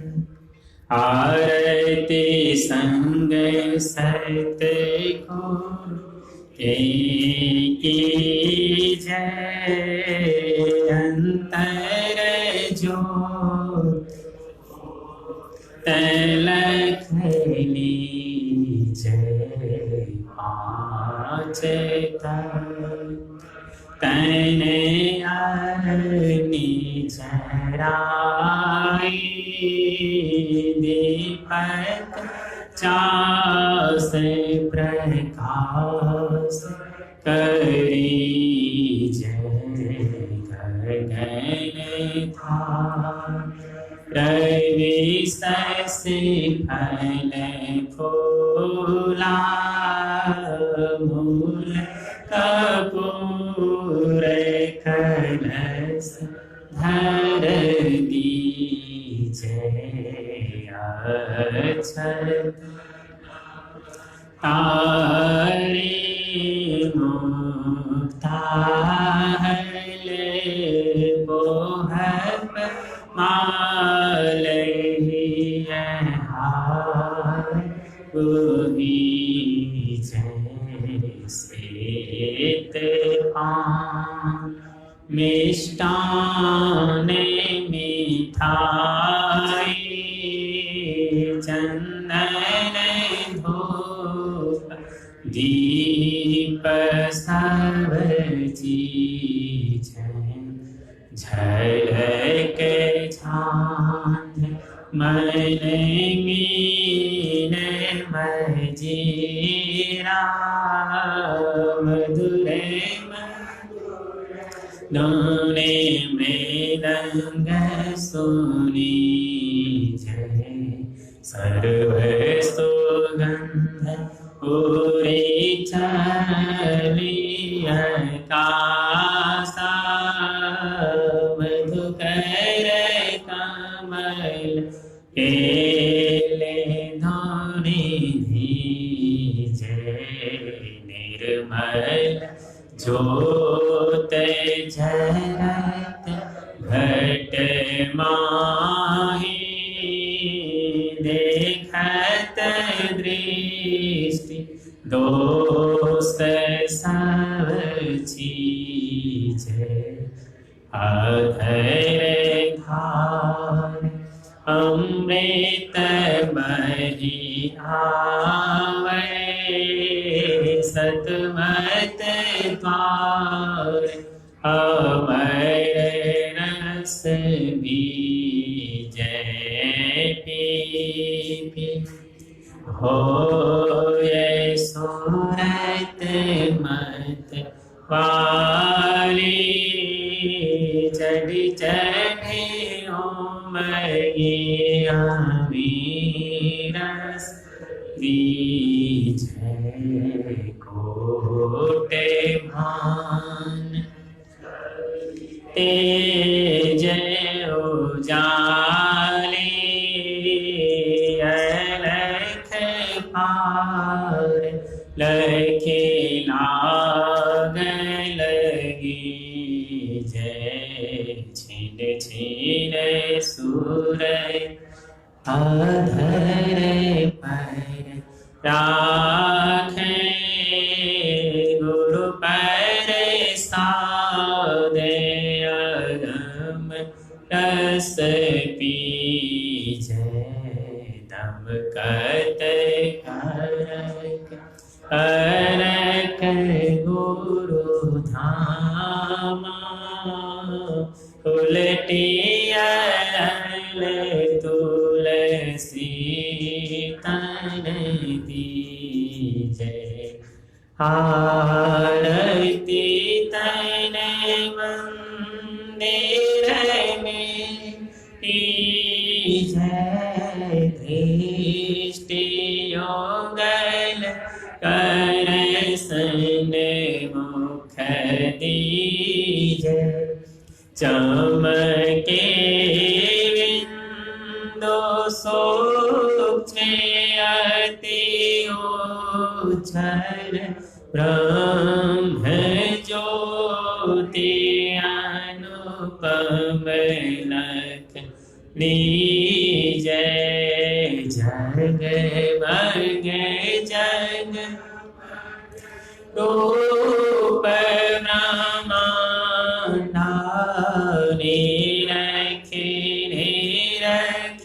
ज्योति तज दीजय साब्द सूरत अभ्यास सरल करी करी सारे सबद गही जय सी जो गति काया गण त्यागी भव ब्रह्म भेद सकल मल चीज भव खंडन आरती निर्मल करी में अमृत रस पीजे आरती तेरे मंदिर में की जय दृष्टि योगल कर सन मुख दीज। बोलिए प्रेम से श्री सद्गुरु महाराज की जय। जय गुरु महाराज, जय गुरु महाराज, जय गुरु महाराज। श्री सद्गुरु महाराज की जय।